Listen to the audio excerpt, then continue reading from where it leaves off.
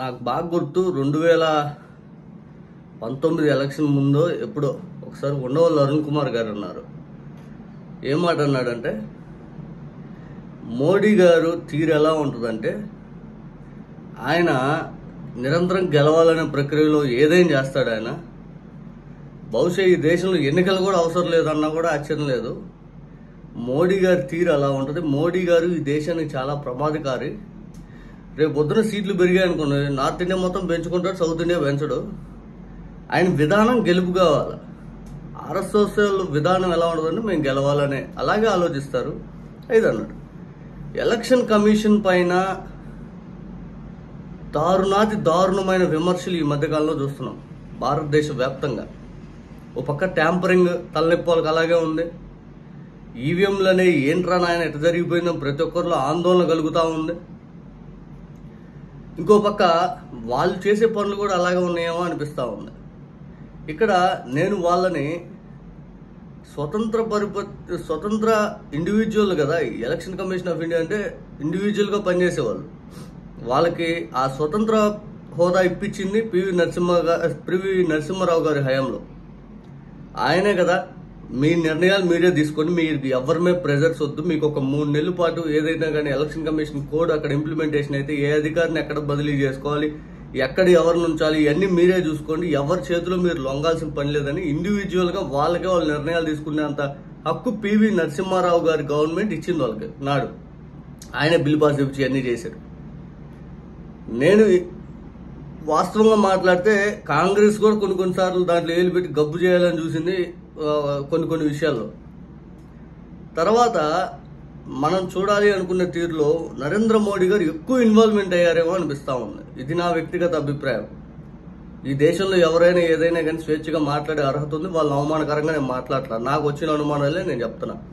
ఇప్పుడు బాలినేని శ్రీనివాసరెడ్డి గారి అంశం ఏంటి? ట్యాంపరింగ్ అయింది. మహారాష్ట్రలో మన ఒక ఎంపీ అంశం ఏంటి? ట్యాంపరింగ్ అయి హ్యాకింగ్ చేసేయడం దొరికాడు అన్నాడు. ఇప్పుడు పూర్తి స్థాయిలో నరేంద్ర మోడీ గారి ప్రభుత్వానికి అనుకున్నంత మెజార్టీ రాలేదు. దాదాపు 79 సీట్లు వాళ్ళు గోల్మాల్ అనేది చేశారు అని చెప్పి విమర్శలు అయితే పెద్ద ఎత్తున ఉన్నాయి. ఆంధ్రప్రదేశ్లో 12.5%, ఒరిస్సాలో 80 లక్షల ఓట్లు చోరీ అయిపోయినాయని ఇట్లా రకరకాల ఇష్యూస్లో ఇప్పుడు నరేంద్ర మోడీ గారి ప్రభుత్వం అనేది పూర్తి స్థాయిలో ఇరుకుని పడతా ఉంది. ఇప్పుడు బాలినేని శ్రీనివాసరెడ్డి గారు వీవీప్యాట్ లెక్క చూపించాడు. మేము అట్లా చూపించాం. సుప్రీంకోర్టు ఆ గైడ్ లైన్స్ ప్రకారం ఆ వీవీప్యాట్ లెక్క చూపించిందంటే అది చూపించారంట. ఎవరికి మాక్ పోలింగ్ ఏముంది? ఇప్పుడు మనం బూత్ లెవెల్లో ఎవరైతే ఉన్నారో ఆ ఈవీఎం పనిచేస్తుందో లేదు చూసుకోమని ముందు నొక్కుతారు చూడండి, అదే మాక్ పోలింగ్. దాని ద్వారా ఉపయోగం లేదు, సచ్చేది లేదు. ఇప్పుడు తాజాగా ఈసీ ఇంకొక అతిపెద్ద సంచలనమైన నిర్ణయం ఏంటంటే 2019 ఎలక్షన్ కంటే ముందు దేశంలో ప్రతి ఎలక్షన్ ఏదైనా మేము హ్యాండిల్ చేయగలుగుతాం.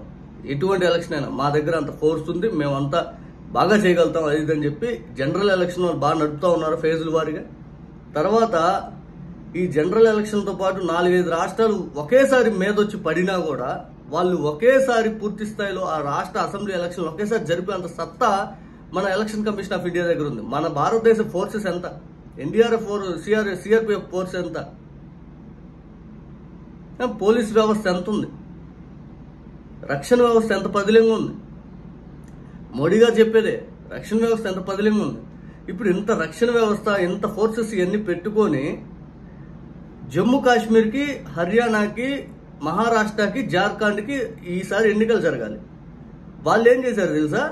ఇది వన్ పార్టీ ఫేవర్ ఎలక్షన్ అని నాకు అనిపిస్తా ఉంది. మహారాష్ట్రలో ఈసారి కానీ ఇటు బొమ్మ ఇటు అయింది అనుకోండి, ఆల్రెడీ కాంగ్రెస్ కూటమి గెలిచే అవకాశాలు కనబడతా ఉన్నాయని చెప్పి చాలా మంది మాట్లాడుతూ ఉన్నారు. శివసేన, కాంగ్రెస్, ఎన్సీపీ ఎస్పీ అంటే సుప్రియా సులే వాళ్ళది, అంటే దాంట్లో చీలికి వచ్చింది కదా, వీళ్ళు గెలిచే అవకాశం ఉంది ఈ కూటమి అని చెప్పి ఇప్పటికే కొన్ని సర్వేలు కూడా లెక్క చెప్తా ఉన్నాయి.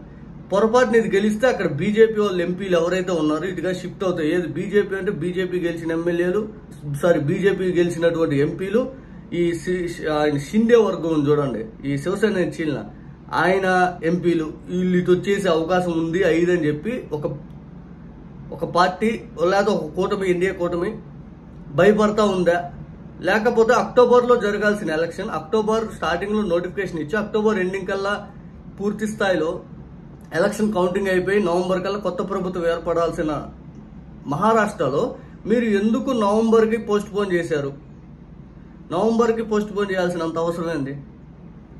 బికాజ్ ఎందుకంటే వాళ్ళు చెప్పే సమాధానం ఏంటంటే జమ్మూ కాశ్మీర్లో 3 phases జరగాలి, ఇక్కడ హర్యానాలో సింగిల్ ఫేజ్ అనేది. ఇప్పుడు జమ్మూ కాశ్మీర్లో పూర్తిగా ఏదైతే మన దగ్గర ఉన్న ఈ రక్షణ వ్యవస్థ వీళ్ళందరూ ఏంటంటే వాళ్ళని ఎక్కువగా వాడుకోవాలి అయిదని చెప్తా ఉన్నారు. మన దగ్గర ఎంత వ్యవస్థ లేదు.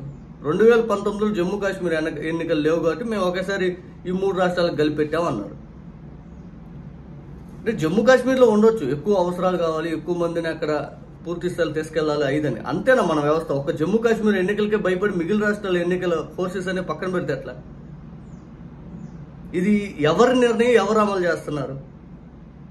ఇది అర్థం కాని క్వశ్చన్ అనిపిస్తుంది నాకు. బికాజ్ ఎందుకంటే ఎన్నికల కమిషన్ పైన ఈ దేశ ప్రజల్లో డిఫరెంట్ ఒపీనియన్స్ అనేది మారిపోయేటట్టు మీరు చేస్తా ఉన్నారు.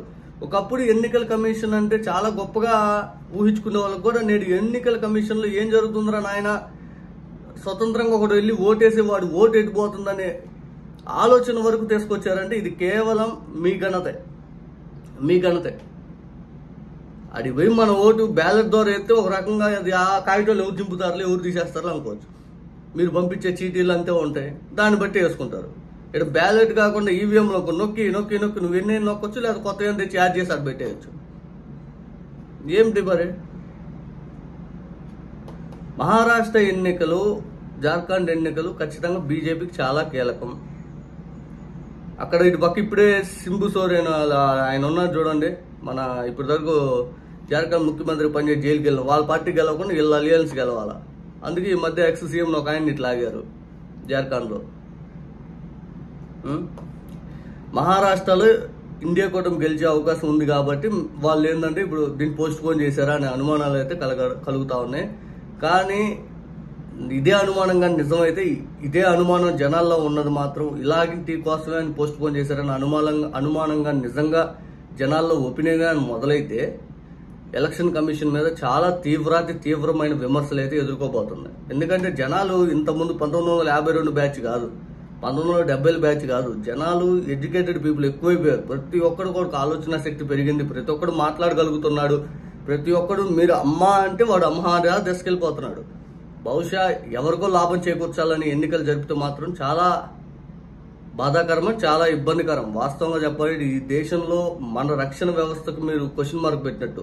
ఇంకోటి మేజర్ పాయింట్ ఏంటంటే మొన్న 4 రాష్ట్రాల అసెంబ్లీ ఎన్నికలు జరిపాం, మా వాళ్ళు ఇప్పటికే కొద్దిగా స్ట్రెస్ అయి ఉన్నారు, వాళ్ళకి కొద్దిగా రిలీఫ్ కోసం ఒక నెలలో రిలీఫ్ అయిపోయా ఉన్నా, వాళ్ళకి జీతాలు ఇట్లా ప్రతి నెల పని చేయలేరా? వాళ్ళు రోజంతా పని చేస్తున్నారా ఆ ఎలక్షన్ కమిషన్ స్టాఫ్ వాళ్ళు? చూడండి, ఏమో మీ ఆలోచన తీరు ఎలా ఉంది ఏంటి అయిదని చూడండి. పోయిసారి మహారాష్ట్రలో సింగిల్ ఫేజ్ ఎలక్షన్ జరిపారు, మొత్తం అసెంబ్లీ సీట్లు 3 రోజుల్లో రిజల్ట్ కూడా ఇచ్చారు. అంత గట్టితనంగా మీరు పనిచేసిన వాళ్ళు 2019కి ఈ రోజు ఎందుకు పని చేయలేకపోతున్నారు అనేది నా క్వశ్చన్.